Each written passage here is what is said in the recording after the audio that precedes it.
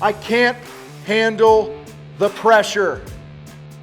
That's what a lot of you new contractors are feeling right now. It's what you're telling yourself. I don't know how to start this business. I only have $1,000. I got $3,000. I've been saving up. I'm starting my business and I don't know how to get leads. I don't know what to do first. There's all these questions that a lot of you have, and today on Contractor Fight TV, we're gonna dig in and I'm gonna tell you what I would do right now today if I was starting a business with less than $5,000. Let's go.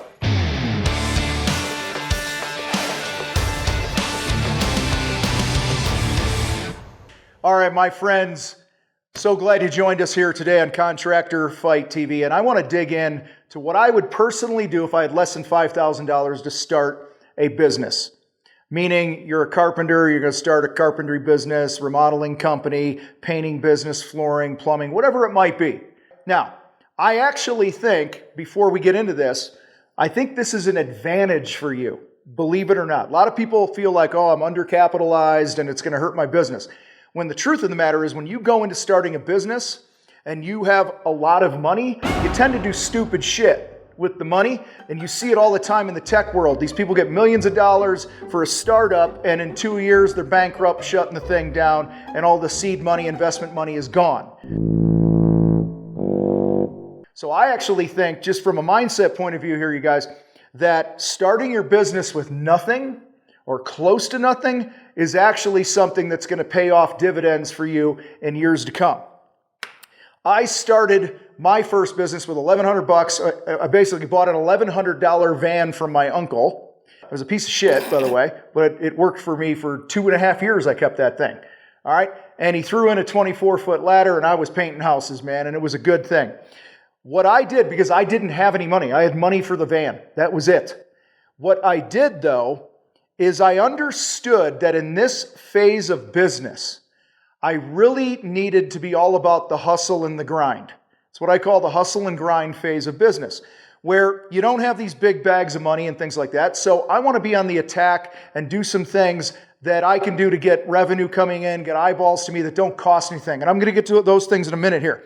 But if I had less than $5,000, I want to give you a rundown of what I would spend the money on right out of the gate. So here's what I would do if I had less than $5,000. Now, funny thing here, Eric and I were filming this. We couldn't remember which was the less than or the greater than. But we use this thing called Google. Oh. And it actually said, a hack, I'm educating you guys, this is bonus material here for you, that the thing that looks most like the L is the less than sign. So anyway, so a lot of you guys that are good at math and shit, you're like, man, Reber, you're an idiot. Okay, that's fine. I'm all good with that. I actually have an MBA though, MBA, massive bank account. So go figure. So check this out. The first thing I would do if I had less than $5,000, I would protect, okay? Meaning all that sexy legal stuff, okay? I would hire an attorney for my company and make sure my contracts are in place. I would make sure my legal entity was set up to protect me, an LLC or an S Corp, whatever your attorney and your CPA, which is another thing I would hire, and a bookkeeper. And then I would get proper insurance. So whatever you got to do to play good defense, to protect, okay, your end zone, right? Keep the bad guy out of your end zone. So many businesses spend so much time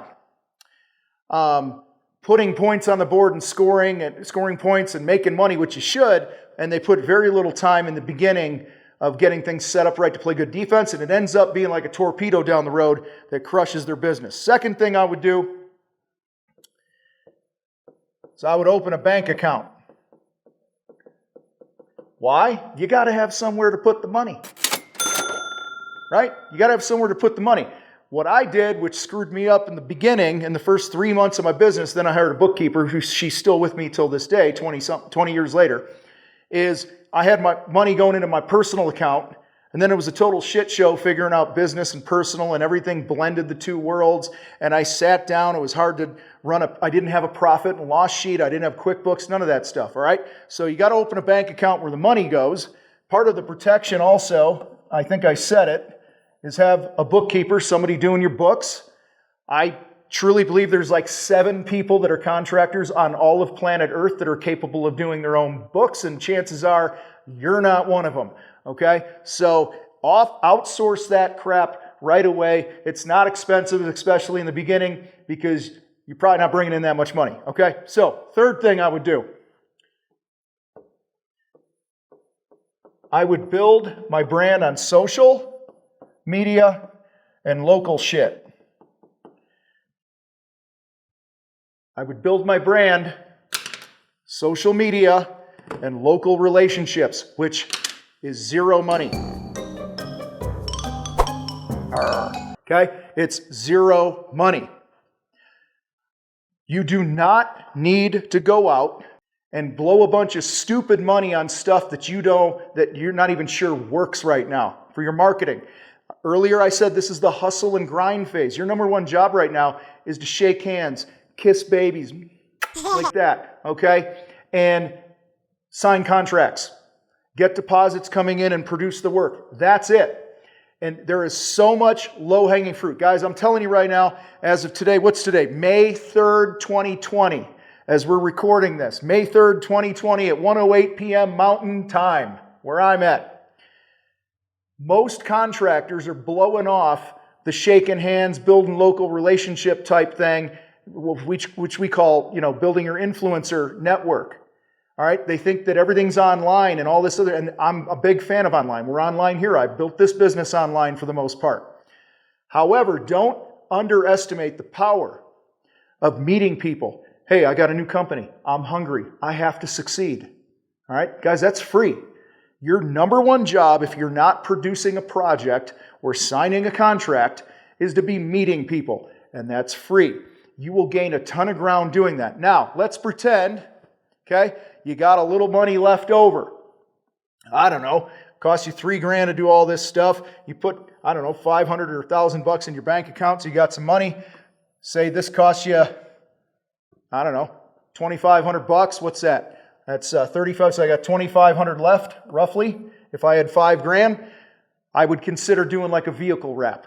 And then I would spend $100 or whatever and go do one of your own websites on your own, just to have some sort of online presence. And then as you're making more money and things like that, you can invest in your online presence, hire a real company to do your website for you that knows what they're doing. So guys, don't be seduced by this and pressured by, I got to spend all this money to start my business. I could give story after story after story, including my own, that literally started with less than $5,000, less than $2,000, this guy, and built multi-million-dollar businesses. Okay, over and over, if you have the right attitude, if you're out there and you're hungry and all that good stuff. So listen, we cover stuff like this. I want to give you a resource, okay? If you want to take a few of your bucks and learn how to do this stuff and how to build a business and price your work and all the stuff that it takes to market your business, check out our Foundations course. If you go to thecontractorfight.com/foundations, it's a great starter kit for you as a new contractor to get the ball rolling. You guys rock. I appreciate you being here. I got to roll. I'm out.